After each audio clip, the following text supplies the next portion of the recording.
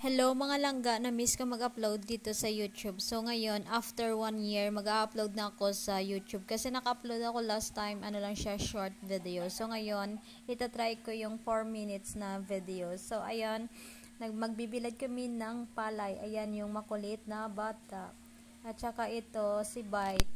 Si Super Bite po pangalan niya, tinatawag namin na Bite. Nakakamiss din pala mag-upload ng video sa YouTube kasi simula nung nag-Hong Kong ako at saka umuwi ako dito, hindi na talaga ako nag-YouTube, more on Facebook na lang. Kasi mahina dito yung signal. So ngayon, may signal tayo, may wifi na tayo dito sa bahay. So ayan, ito na yung pagkakataon na mag-upload na tayo sa YouTube. Magaganahan na ako. Sana naman.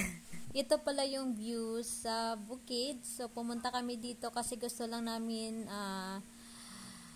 tumingin sa sunset after sa mahabang araw na nakakapagod. Gusto lang namin na mag-relax-relax dito sa bukid. Pumunta kami sa kubo ng uncle namin. Doon kami nag-relax-relax. Sa view pa lang, nakakawala ng pagod. Makikita mo talaga yung paglubog ng araw. Segundo lang, pagtalikod mo, wala na. Sobrang saya namin dito kasi maganda ang view dito at isa pa ay maganda na yung daan, unlike dati na ano siya, lubak-lubak, ngayon semento na, at alam mo yung makikita mo talaga yung daanan na yung paikot-ikot. Kaya sobrang nag-enjoy kami sa daan at saka sa sunset. At makikita mo din yung magandang shape ng Bulkan Kanlaon.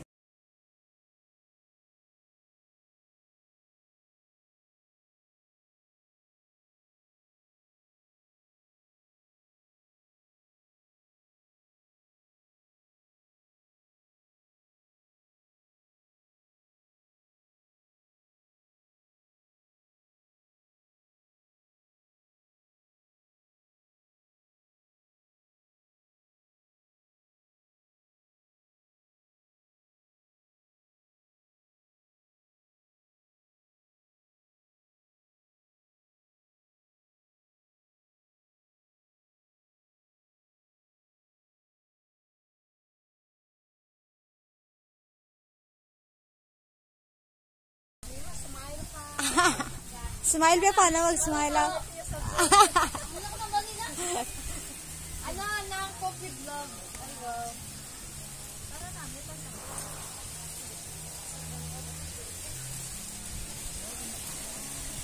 Gani.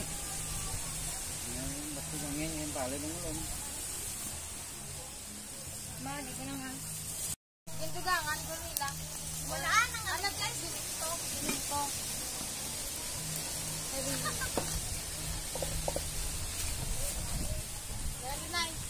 Picture na tayo. Ito ka, yan siya ano ng ano dito. Ito kaya ko story. Ay! Minutes lang a second.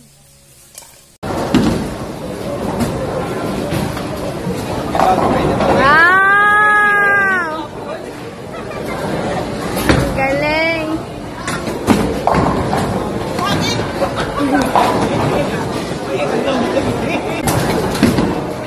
I think she got it. Wow! Sa ngayon, nag-i-enjoy ako sa pag-aalaga ng mga hayop. Ito na pala yung alaga kong kambing, nanganak na siya. So, yung pangalan niya, June, yung nanay niya, si March. Pinangalanan ko siya ng March yung nanay kasi March ko yun binili. At saka si June yung nanganak kasi nga, pagbili ko sa kanya, buntis na siya. Sa susunod, ipakita ko sa inyo yung mga alaga ko dito na sobra-sobra akong nag-i-enjoy. Una-una, nagka-interest lang ako sa pag-alaga ng kambing. Tapos, tinagdagan ko pa ng isa. Sa ngayon, may alaga na din akong manok, pato, at saka baboy. So, kung maririnig nyo yung ingay ng manok, ayun, tinatawag na nila ako kasi alas 4 na ng hapon. Hanggang dito na lang. Sa susunod naman, sana mag-enjoy kayo. Huwag kalimutan mag-like, mag-subscribe. Salamat po.